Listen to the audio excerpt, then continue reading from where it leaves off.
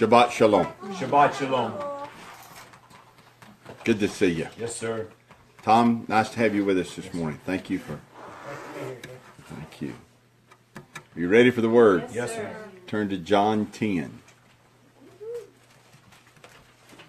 We shall get back to the new moon shortly. Not today. To our study of the new moon.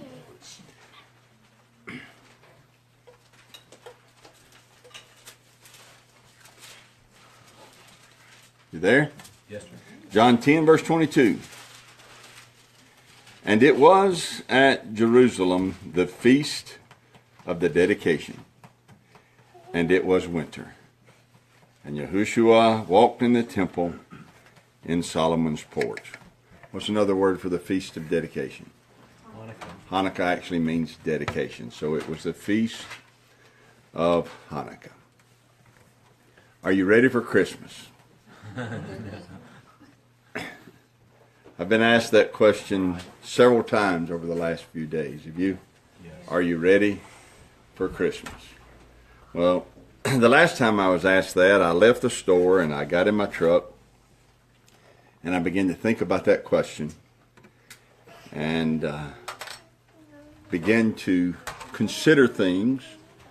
And I just pulled a notepad out and began to jot down reasons why I love Hanukkah. People talk about how much they love Christmas, and they talk about how hard it would be to give it up, and they talk about how hard it would be to walk away from it because of all of the things about it they love. Well, I've done both. Yeah. And there's no way I'd go back. No, sir. No, sir. I love Hanukkah. And I want to tell you why I do this morning. I have shared with you before why I celebrate Hanukkah. Well, that's different. I have some compelling reasons why I celebrate it, and in that message, I go through a lot of the details of the events surrounding Hanukkah, what brought up the temple needing to be rededicated. We talked about Alexander the Great. We talked about the Seleucid Empire. We've talked about Ptolemy and Antiochus Epiphanes and the desecration, the abomination of desecration that led to the temple needing to be rededicated. We talked about the revolt that had to take place in order to stay true to Yahweh and to Torah. But today I don't so much want to deal with the details that make up the Hanukkah story. Instead, today I just want to tell you why I love it. Amen. Yes, sir. We'll let them come through the door here, and we'll start with reason number 1. Yeah, go ahead and help them in, Amanda. Thank you.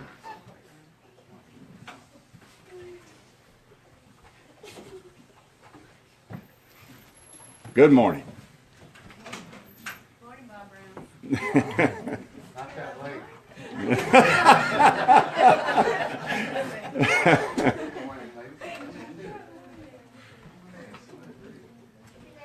All right, you ready? Yes, sir. Reason number 1 that I love Hanukkah. Because nobody ever asked me, are you ready for Hanukkah yet? Right. I love that. There's not the pressure to get ready. How did we used to get ready for Christmas? Do what now? Decorations? But now let's stop at decorations. What does that mean? We said that like it's just one little thing. No, it's... There's a lot involved in it, isn't it? Like what? Putting up a tree. Where'd you get the tree? Had to go cut it. Had to either go cut it, go buy it, or get it out of a box. Right. Right? And then what'd you have to do? Find a place, clear out a place. Clear out a place, set it up. What you gonna put on it? Decorations. See, we're still back on decorations, aren't we? Lights. Well, where do they come from? You either have to go buy them or pull them out of a box and spend 2 hours cussing trying to get them untangled, right? Huh? Yeah. And then back in the old days, if one ever went out, the whole string was out, and then you spend hours trying to figure out which one of them went out. Yeah. At least they fixed that, I think. Right? You get the lights on it and the garland on it and the decorations on it. You want to make it a family event, but the children are aggravating you bad, messing up the beautiful decorations you're wanting to do on the tree. Right? Right. Then you got to hang wreaths and mistletoe and garland and all kind of stuff. Right? Right. That's just on the inside. Yeah. Then you got to string lights across the eaves and the gables, and some folks got all over the rooftop. Yeah. Well, you can't leave the bushes and the trees out. Right. Right? Then you got to have maybe a wooden deer in the yard, Yeah. Yeah. an inflatable Santa. Manger scene. Do what now? Manger scene. Manger There scene. you go. What else? That's all kind of stuff, right? And that's just getting started. Right. That's I just mean, sometime around Thanksgiving, you dig in yeah. and you start doing what? Getting ready. You're right. That's the reason people ask you, are you ready yet? Yeah. There's just a lot of pressure associated with it. And then toss in if you have children, taking them to see Santa Claus. Yeah. And you have visions in your head of how it's going to be very TV-like, Yeah. Right. movie-like, and it usually takes everything in you to refrain from screaming because of the horrendous experience it is just trying to get there. And then you throw in the traffic, and then you throw in the gift buying and trying to figure out what you're going to give to who, and then you throw in the Christmas parties, and then you throw in the family gatherings and the dirty Santas, and do what? The food. All the cooking and all the food. And no wonder people ask you, are you ready? Yeah. Right? Right. Are you ready for Christmas? After you do all of that, after you've done all of that, that's when the hard work comes. Because then you have to really try to get ready for it. Because you have to take all of these things you bought, you decorated, you put up, you hung, and you have to try and convince your children this is not about Santa. Yeah. It's not about gifts. Right. It's not about a tree. It's all about Jesus. Yeah. I'm quoting them. Right. And the children's minds go to trying to take it all in. What does the tree have to do with Jesus? Yeah. And you, well, he created it. He created trees, and it is evergreen, and like his love for us, and you try as you may, right? Right. And the children think, well, what do all these things that are hanging on the tree have to do with Jesus? Well,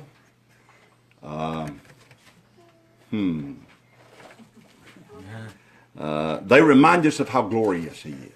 I mean, people go to making up all kind of junk, right? Yeah.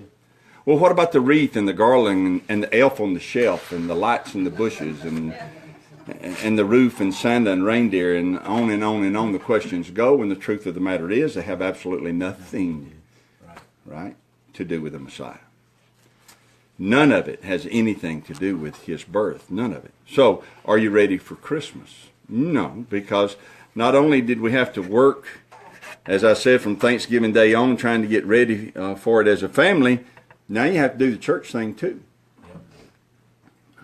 There's Christmas plays, and there's Christmas choirs, and there's Christmas sermons. Trying to figure out what we're going to do if Christmas falls on, or Christmas Day or Christmas Eve falls on Sunday. Because even if it is all about Jesus, surely you don't expect us to show up here on Christmas Day. Yeah. Nobody's got time for that. Right? I'm not criticizing others when I bring this up this morning. I'm talking about what we used to be like. Yes, sir. I'm talking about what we used to do. Right. Right? I spent a lot of my life trying to get ready for Christmas. Yeah. A lot Yeah.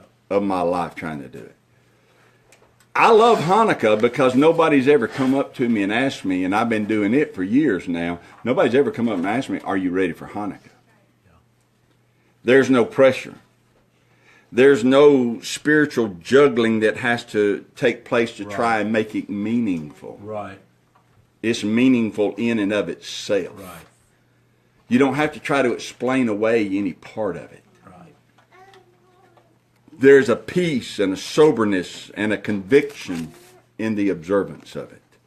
So I love Hanukkah. Number two, I love Hanukkah because it is about the Messiah. Yes, sir. Did you know that? Turn to Genesis 3.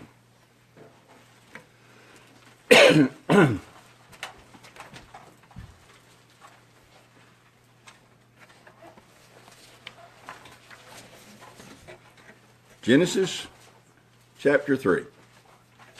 Look at verse 14.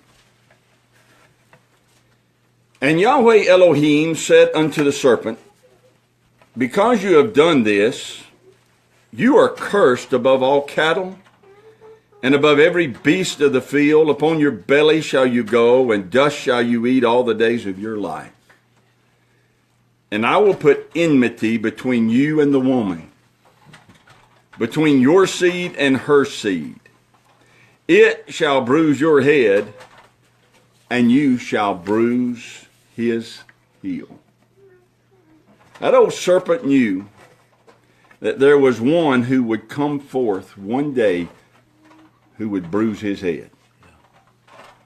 That's the reason that through the ages he has sought to destroy that seed, so that that one could not come forth. Right. That's the reason he moved in the heart of Pharaoh and had him begin to kill all the male children when the children of Israel were being held in bondage there. That's the reason he moved in the heart of Haman and had him move to have a decree signed that would allow him to kill every Jew living on the planet. Yeah.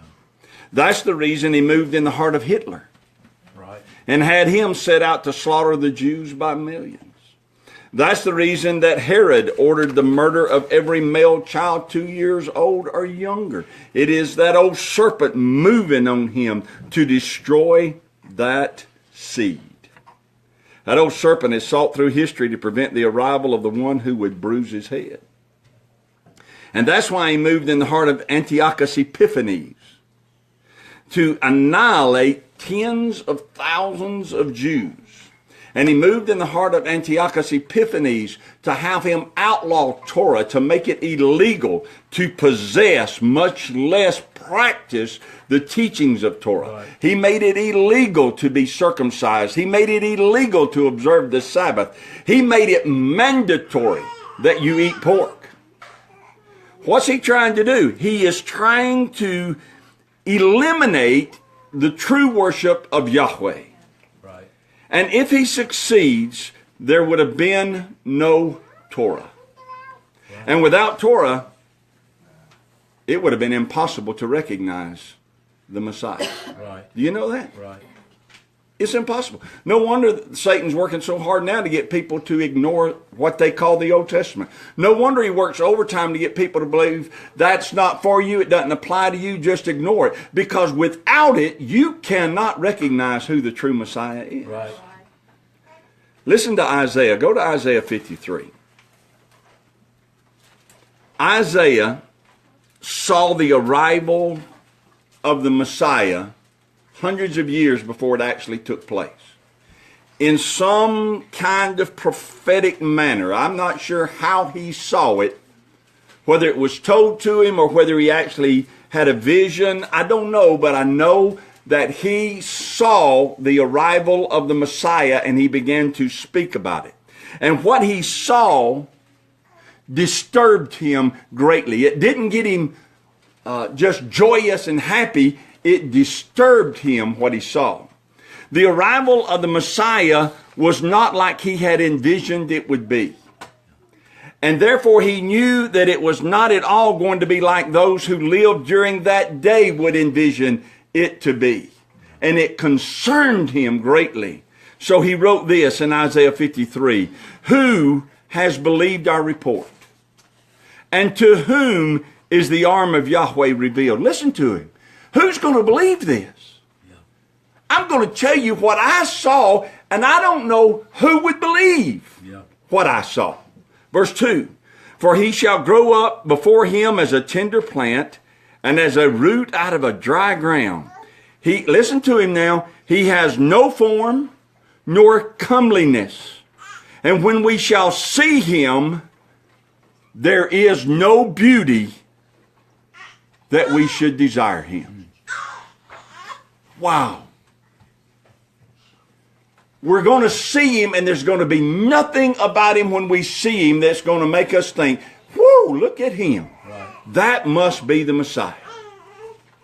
He is despised and rejected of men, a man of sorrows, and acquainted with grief. And we hid, as it were, our faces from him. He was despised, and we esteemed him not. Surely he has borne our griefs and carried our sorrows, yet we did esteem him stricken, smitten of Elohim, and afflicted. That's the opinion that we had of him. Everything he suffers justly and rightly, because Yahweh doesn't even like him. Isaiah has a heaviness of heart about the arrival of the Messiah. His arrival would be so easy to miss, and would be missed completely. It was missed by the multitudes, but it would have been missed completely were it not for Torah. Right. Without Torah, there would have been no way to recognize him. That's the reason Matthew would watch him do things, and Matthew would say, and he fulfilled this that was written. And he fulfilled this that was written. Matthew began to recognize him by looking at Torah and seeing, this is what Torah told us about the Messiah. This is what he's doing. This has to be the Messiah. Amen. Without Torah, there would have been no way to identify him. Without Torah, there was no way to even know that we need a Messiah, or what to do once we do know that we need a Messiah. So without the Maccabees, there would have been no Torah. Right. You understand that? Yes, sir. That's how close it was. Without Mattathias and his family. That's what I did. I blended the word Mattathias with family and came up with Mattathias. Without Mattathias and his family, that's how close it came. Without them making a stand that day in their village, Torah could have been eliminated. Right. Without their valiant, courageous resistance of Antiochus Epiphanes, Torah could have been destroyed. Without their successful effort to retake Jerusalem and cleanse the temple, there would have been no Torah. It is about the Messiah. Hanukkah is. I see it in the hatred of Antiochus Epiphanes. In the very hatred of Antiochus Epiphanes and the drive that he has to destroy the Jews and Torah and the worship of Yahweh, I see that Hanukkah is about the Messiah. Else there wouldn't have been that unnatural hatred. Right. You understand? Right. I see it in the courage and the conviction of Mattathias and his followers. I see it in the rededication of the temple. I see that Hanukkah is a testimony that there was a Messiah that would come that would bruise the head of that old serpent. So I love Hanukkah. I love it because no one ever asked me if I'm ready for it. There's no pressure involved with it. Number two, I love it because it's about the Messiah. And number three, I love it because it is an amazing story of Yahweh's power. Yes, sir. Look in Psalm 2.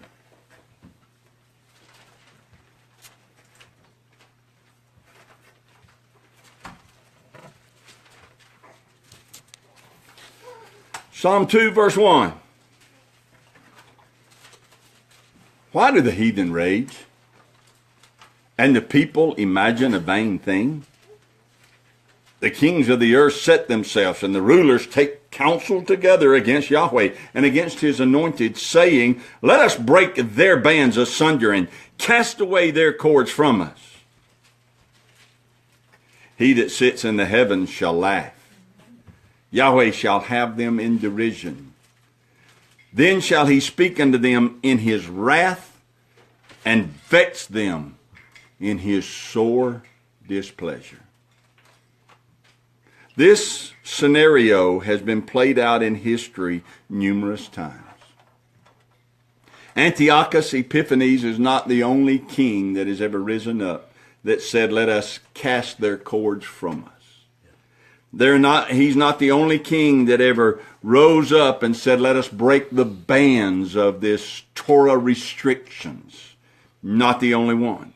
Antiochus did take counsel against Yahweh, and Antiochus did take counsel against his anointed. He was determined to wipe out any remembrance of Yahweh and the worship of him. He raged against Yahweh. He imagined a vain thing, but Yahweh derided him. Yahweh spoke to him in his wrath. Yahweh vexed him with his sore displeasure. Yahweh empowered Judah Maccabee and gave him such great victories against Antiochus that people began to refer to Judah as the hammer of Yahweh. Yahweh had a hammer in his hand. Yeah. Antiochus said, we'll cast Yahweh aside from us. Yahweh put a hammer in his hand by the name of Judah Maccabee and said, no, you won't. Yeah. Wow.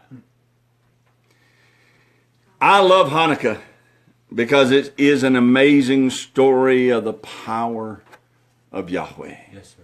He took a small band and defeated an entire empire. And it's not the first time he did it, and it's not the last time he did it, and he'll do it again and again and again. Yes, sir. Hallelujah. He that sits in the heavens laughs. All the things that trouble us that's going on in the world, he laughs. Number 4, I love Hanukkah because it reminds me that every generation has a responsibility to truth. Now, Yahweh tells us that his truth endures to all generations. He has declared that to be so. It is so. It'll never not be so. Heaven and earth, we're told by the Messiah, would pass away before one jot or tittle could be eliminated from the law of Yahweh. That's how sure it is. Yeah. He said you'd have more success destroying heaven and earth than you would trying to take one jot or tittle out of the law. That's pretty sure. Yes, sir. That's steadfast. The truth, here's the point I want to make. The truth will stand with us or without us. Yahweh didn't say that his truth endures to all generations if. Right. He said his truth endures to all generations, period. Right. So it'll stand whether we stand with it or not. Right.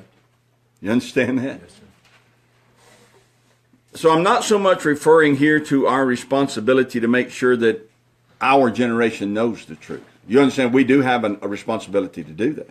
Yes, sir. It's our job to contend for the faith in our generation. It is our job that as we go into all the world that we are to make disciples of all men. Teaching them what? To observe all things whatsoever he commanded us. Right.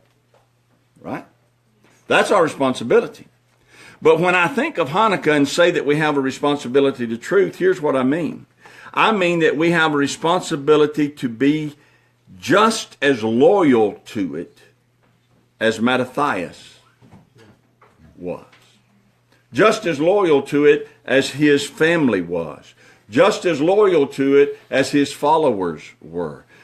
Just as loyal to it as that 90-year-old man was who had his mouth pried open by the soldiers of Antiochus Epiphanes and pork crammed in it to make him eat it. And at 90 years old, he spit it out and said, I will not. Even though it cost him his life.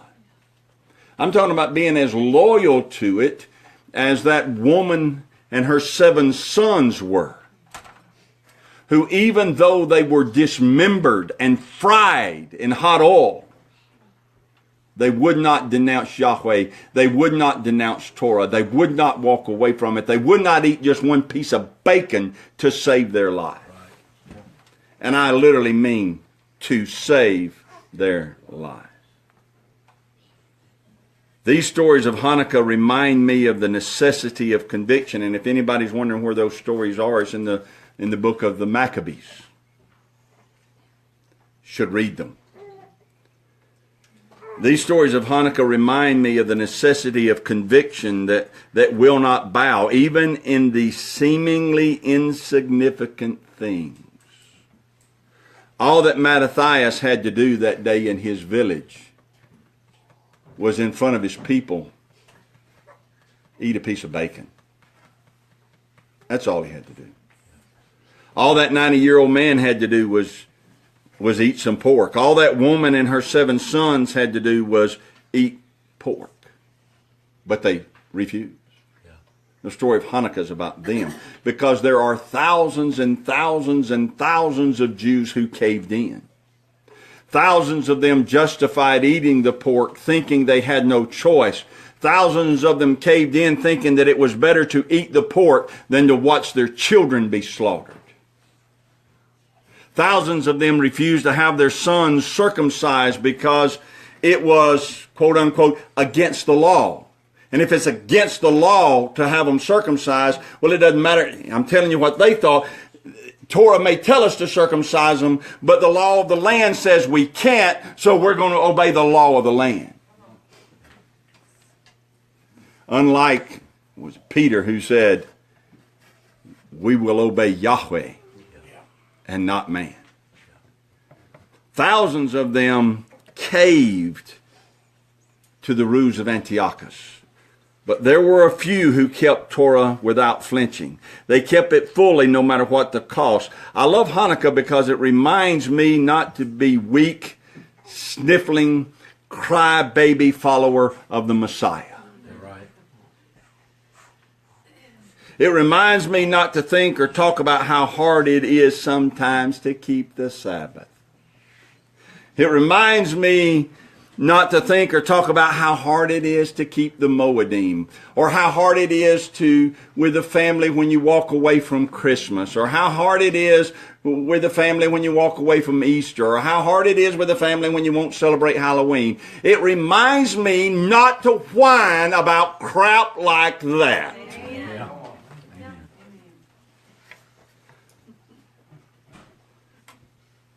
It's my responsibility to walk in his ways, and his ways are not hard.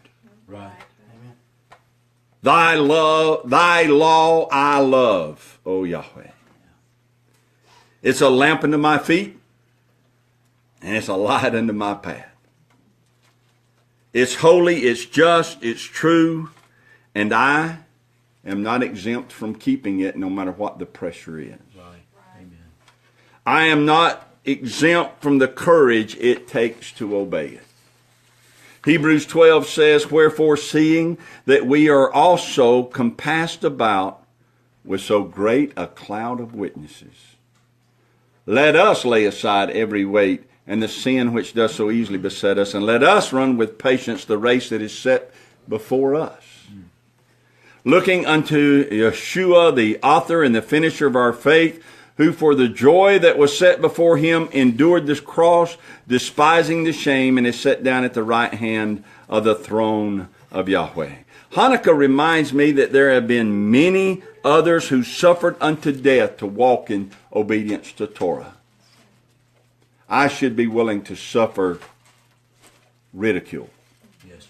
or strange looks, or being unfriended on Facebook, or whatever else that we call suffering. Right?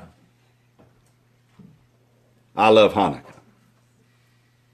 Yesterday, as I was driving into Huntsville, I came to the traffic light there on 72 and Moores Mill Road, and came to a stop. And when I stopped, I just glanced in my rearview mirror, or side view mirror actually, and many cars were behind me, a lot of them.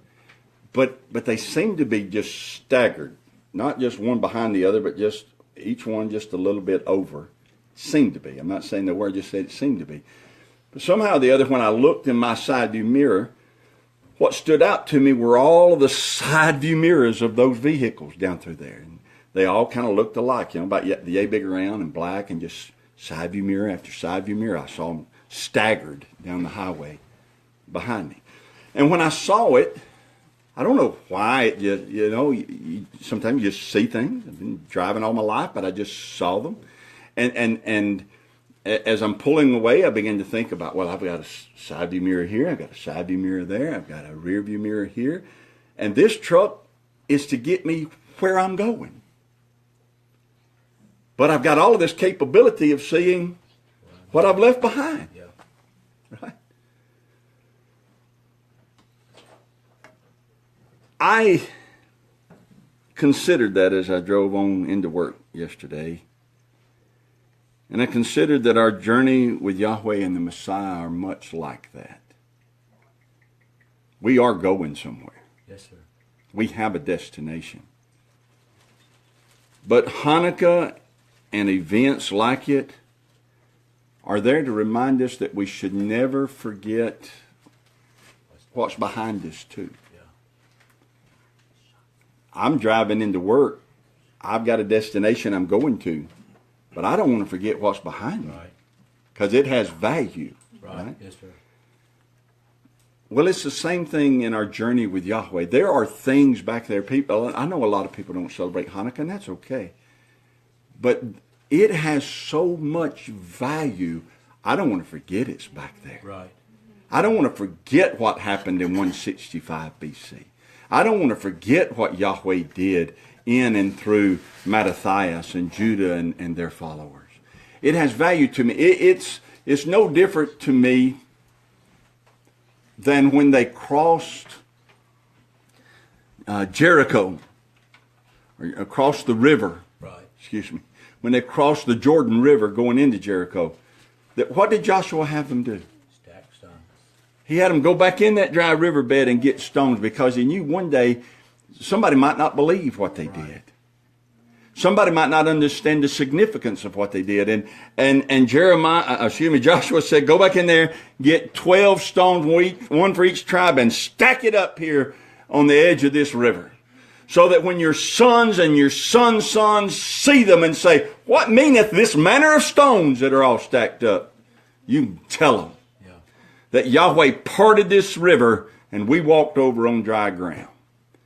Well, what meaneth you by all this Hanukkah stuff and this weird-looking menorah that you have? A menorah is supposed to have 7 branches, isn't it? Why has this one got 9 candles or 8 candles? What's going on? What meaneth you by all of this? Oh, let me tell you what Yahweh did to an evil, wicked ruler by the name of Antiochus Epiphanes. Let me tell you about how Yahweh used a family who would not bow or bend and who stayed true to him in Torah. Let me tell you about that great story so that it would encourage you in your generation to stay true to walking in Torah too. From the things that we read about in the past, from things like Hanukkah, we can learn of how every ounce of energy that Satan has, he uses it to confuse and to deceive people about their need of a Messiah and how to recognize a true Messiah. From Hanukkah, we can learn of the power of Yahweh and be encouraged by it in the hours of darkness that we ourselves face. And from Hanukkah, we can learn of the responsibility that we have to walk in truth against whatever opposition it is that we may face. For those reasons, I love Hanukkah. Stand to your feet.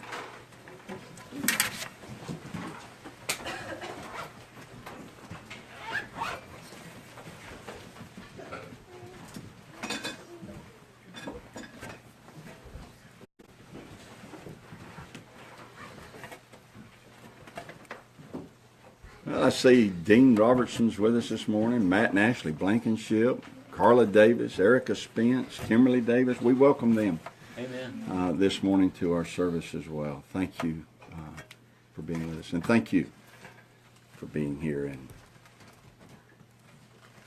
if I might just read Amanda and Stephanie's shirts, Happy Hanukkah. Happy Hanukkah. They're all lit up. Happy Hanukkah. Yahweh bless you and keep you. Yes, sir. Yahweh make his face shine upon you and be gracious to you. Yes, sir. Yahweh lift up his countenance upon you and give you peace. As his name is put upon you, so shall he bless you. Yes, sir. You're dismissed. Amen. Hallelujah.